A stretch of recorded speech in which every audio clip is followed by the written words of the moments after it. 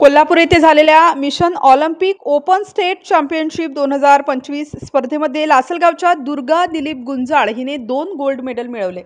Mission Olympic open test championship 2025च्या मान्यताप्राप्त mission Olympic games association, Bharat मान्यताप्राप्त कॉर्पोरेट व्यवहार मंत्रालय भारत सरकार व कोल्हापूर महानगरपालिका पद्मभूषण वि.स. खांडेकर विद्यामंदिर शाळा कोल्हापूर येथे झालेल्या स्केटिंग स्पर्धेमध्ये विसा स्केटिंग अकॅडमीची लासलगाव येथील खेळाडू कुमारी दुर्गा दिलीप गुंजाळ हिने 2 गोल्ड मेडल मिळवून प्रथम क्रमांक पटकावला। दुर्गाचे गुरु व कोच श्याम सर चौधरी यांचे मार्गदर्शन लाभले।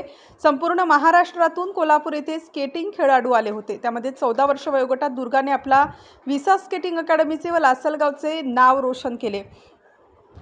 श्री 1008 महामंडलेश्वर शिवगिरीजी महाराज व परमपूज्य अनाथाचे नाथ स्वामी वासुदेवनंदगिरी बहुरूपी महाराज व परमपूज्य महंत 108 जनेश्वर गिरीजी महाराज, परमपूज्य महंत 108 बालकनंदगिरीजी महाराज या संत मंडळींनी दुर्गाचे पूजन करून आशीर्वाद देऊन सत्कार केला।